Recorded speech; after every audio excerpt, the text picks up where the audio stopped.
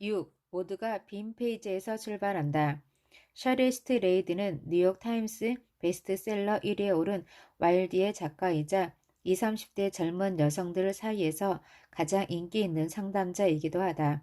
그녀의 에세이들은 발표될 때마다 주요 언론과 많은 젊은 독자들에게 큰 주목을 받았고 세계에서 가장 유명한 잡지들에서 그녀의 독특하고 우아한 글들을 쉽게 발견할 수 있다. 셔릴은 책을 100권 펴낸 사람이든 단 한 권도 펴내지 못한 사람이든 간에 누구나 빈 페이지에서 출발할 뿐이라고 말한다. 말콤 글레이드 웰이든 파울로 코엘료든 자신만의 고유한 작업 과정을 갖고 있긴 하지만 백지 앞에서 머리를 쥐어뜯는 시간을 갖는 건 작가들의 숙명과도 같다. 그들이 가장 권유하는 방법은 모니터가 아니라 실제 종이에 생각을 옮겨 놓는 것이다. 떠오르지 않는 생각을 지어 짜내라는 게 아니다. 지금 머릿속에 들어있는 생각들을 가볍게 종이 위에 떨어뜨리라는 것이다. 이는 글쓰기에서 매우 중요한 마인드셋이다. 습관으로 들이면 글쓰기는 한결 쉬워진다. 다음은 셰릴의 와일드를 읽고 그녀에게 도움을 청한 젊은 독자들에게 제안한 글쓰기 방법이다. 자기 머릿속에 들어있는 생각을 꺼낼 수 있는 주제의 모음이다. 아침 일기, 블로그 게시물, 소설, 친구에게 보내는 편지, 연극 대본, 소셜 데이트 앱, 메신저 등 모든 종류의 글쓰기에 환상적인 시작점이 되어줄 것이다. 다음 주제들 중 하나를 골라서 손글씨로 직접 2페이지 분량의 글을 써보자. 끊김없이 계속 써나간다. 편집을 하기 위해 멈추지 않는다. 아무런 판단 없이 글을 쓰는 것이 첫 단계다. 깜짝 놀랄 만한 결과가 나올 것이다. 자신의 실수를 깨달았던 일에 대해 써라. 힘들게 깨우친 교훈 한 가지에 대해 써라. 장소에 어울리지 않는 옷차림을 하고 있었던 일에 대해 써라. 끝까지 찾지 못한 잃어버린 물건에 대해 써라. 올바른 일을 했다는 사실을 깨달았던 일에 대해 써라. 기억나지 않는 일에 대해 써라. 최악의 교사였던 사람에 대해 써라. 신체적 부상을 입었을 때에 대해 써라. 끝이라는 것을 알 수 있었던 때에 대해 써라. 사랑받는다는 것에 대해 써라. 깊이 생각한 것에 대해 써라. 길을 찾은 경험에 대해 써라. 타인에게 친절을 베푼 일에 대해 써라. 할 수 없었던 일에 대해 써라. 해냈던 일에 대해 써라. 7. 텅 빈 공간에 홀로 서라. 체스 천재로 8차례나 미국 챔피언에 올랐던 조시 웨이츠키는 그 후 태극권에 입문해 21차례나 세계 대회에서 우승을 거머쥔다. 서로 전혀 다른 분야에서 정상에 오른 그야말로 폭발적인 삶을 살고 있는 인물의 표본이다. 영화 바비 피셔를 찾아서의 실제 모델이기도 한 그는 현재 최고의 운동선수들과 투자자들의 코치로 활약하고 있다. 그의 베스트셀러 배움의 기술을 읽은 후 나와 그는 깊은 대화를 나누는 친구가 되었다. 빈 공간을 확보하라. 조 씨는 SNS를 하지 않는다. 내 팟캐스트 방송을 빼고는 인터뷰도 안 한다. 거의 모든 미팅 제안과 전화를 피한다. 투입량을 최소화하고 산출량을 최대화하는 삶을 실천한다. 그는 내게 이렇게 말했다. 나는 창조적 공간을 창출하기 위해 모든 삶을 빈 공간으로 만들려고 노력한다. 마이크로에서 매크로를 찾아라. 조시는 폭보다는 깊이에 초점을 맞춘다. 마이크로에서 매크로를 배운다 라고 이름 붙인 원칙을 자주 활용한다. 뭔가 작은 것에 집중하면 모든 영역에 적용할 수 있는 강력한 것을 얻을 수 있다고 믿는다. 이를 통해 그는 체스 챔피언에서 무술대회 우승자로 변신할 수 있었다.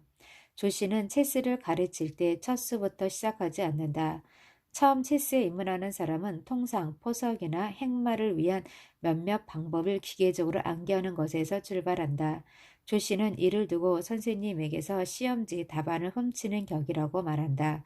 근본적인 원리나 전략을 배우는 것이 아니라 초보 친구들을 이길 수 있는 몇 가지 요령을 배우는 것에 불과하다. 조 씨는 내게 체스를 가르쳐 줄 때도 게임의 거의 막판에 이르렀을 때 처할 수 있는 상황에서 시작했다. 즉 체스판 위에서 나의 킹과 폰 가로 열고 체스판의 졸 가로 닫고 상대방의 킹에 맞서게 한다. 또는 상대방의 킹과 폰에 내 킹에 맞서는 상황을 연출한다. 체스판은 이렇게 말 3개를 제외하고는 텅 비어 있다. 복잡함이 거의 사라진 상태 가로 열고 마이크로 가로 닫고에서 빈 공간의 힘을 통해 적을 축구 추방 가로 열고 자신에게 불리하게 말을 움직일 수밖에 없는 판국 가로 닫고로 내몰 수 있는 전략 가로 열고 매크로 가로 닫고에 집중할 수 있게 한다. 포석과 행마에는 수백 가지 방법이 있다. 이를 가장 많이 알고 있는 사람이 챔피언이 되는가? 아니다.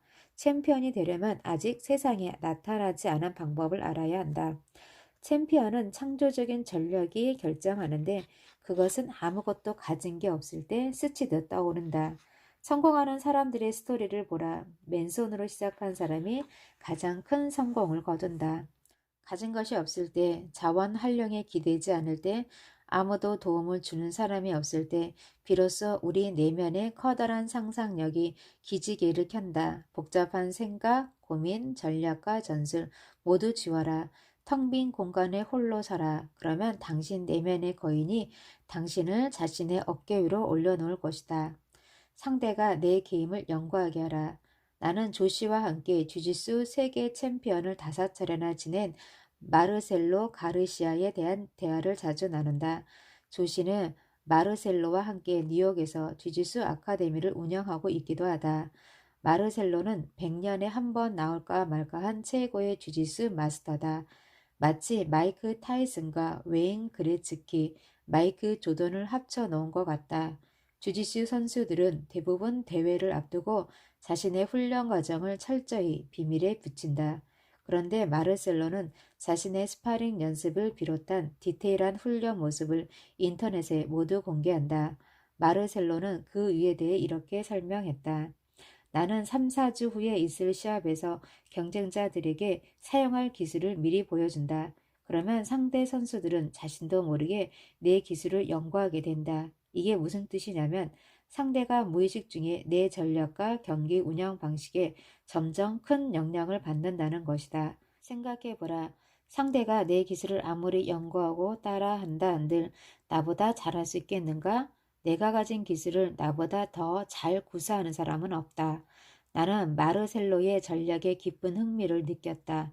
그래서 나도 3년 연속 높은 청취율을 기록한 내 팟캐스트 방송을 만든 과정이나 킥스타터를 통한 투자 과정 등을 온라인상에서 자세하게 공유해보았다. 결과는 놀라웠다. 나는 매우 중요한 2가지의 깨달음을 얻었다. 첫째, 내가 자세한 설명으로 사람들을 도와줄수록 나도 더 상세한 도움을 얻을 수 있었다. 둘째, 내가 성공적으로 진행한 방송과 투자에 관심을 보인 사람들 중 절반은 너무도 자세한 디테일에 놀라 따라해 볼 엄두를 내지 못하고 도망을 쳤다. 40%는 따라서 시도해보지만 그들의 결과물은 나보다 못했다. 약 10%만이 내 디테일들을 참조해 나보다 더 창조적인 것을 얻을 가능성이 있어 보였다. 이 10% 사람들을 나는 적극 도와주었고 그들로부터 내 일에 더 큰 도움을 얻을 수 있었다. 마지막 3번의 턴을 기억하라. 조시는 활강 스키 선수로 명성을 날린 빌리 키드의 조언 때문에 인생이 달라졌다고 말한다. 조시가 빌리와 처음 스키를 타러 갔을 때의 일이다. 슬로프의 마지막까지 내려온 다음 다시 리프트를 타러 가던 도중 빌리가 문득 그에게 물었다. 조시, 활강 코스에서는 가장 중요한 3번의 턴이 있는데 뭔지 아니? 조시는 고개를 가로저었다. 그러자 미소를 지으며 빌리가 말했다. 마지막 3번의 턴이지. 사람들은 대부분 코스의 가장 가파른 부분이나 폭발적인 가속도를 붙여야 할 시작 지점에서의 턴이 가장 중요할 것으로 생각한다. 그런데 빌리는 코스를 거의 다 내려올 무렵에 마지막 3번의 턴이 가장 중요하다고 말한 것이다. 스키를 타는 사람들은 안다. 슬로프의 마지막 구간은 평평하기 때문에 가장 쉬운 구간이라는 것을. 빌리는 조시에게 마지막 턴이 중요한 이유에 대해 이렇게 말했다. 어려운 구간을 모두 통과했기 때문에 사람들은 마지막 3번의 턴을 남겨두고는 방심한 나머지 자세가 나빠지지. 그러면 다시 올라가 새롭게 내려올 때도 무의식적으로 그 나쁜 자세를 내면화하고 말아. 그래서 스키에서는 마지막 턴이 가장 중요해. 마지막 자세가 좋아야 다음번에도 좋은 자세로 출발할 수 있게 돼. 나는 빌리의 가르침을 잊지 않으려고 노력한다. 하루의 마무리가 좋으면 그 좋음이 밤새 이어져 새로운 아침을 좋은 기운으로 시작하게 한다. 운동을 할 때도 마찬가지다. 항상 좋은 자세에서 마무리를 한다. 예를 들어 60분 동안 운동을 한다면 45분쯤 지났을 때 환상적인 기록이 나오거나 난이도 높은 기술을 능숙하게 해내면 60분을 다 채우지 않고 바로 끝낸다. 조씨도 마찬가지였다. 그는 이렇게 말했다. 작가 해밍웨이는 가장 좋은 흐름의 중간, 가장 잘 써져 나간다고 느껴지는 문단의 중간 부분에서 하루의 작업을 끝냈다. 다음번에도 그 좋은 흐름을 계속 이어가기 위해서다. 나도 해밍웨이처럼 살려고 노력한다. 조시 웨이츠키는 체스판을 텅 비워야 상대를 제압하는 결정적인 전략을 얻을 수 있다는 것을 알았다. 체육관 청소나 도복의 옷 매무시 등 디테일을 꼼꼼하게 챙기는 사람이 챔피언이 된다는 사실도 잘 알고 있었다. 마무리가 좋아야 새로운 것을 할 수 있고 한 분야의 정상에 오르기까지의 과정에서 얻은 아주 작은 것들이 결국 전혀 다른 분야를 정복하는 탁월한 무기가 된다는 사실 또한 잘 알고 있었다. 당신은 어떤가? 어떤 상대에게 당신의 삶을 영구하게 만들 것인가?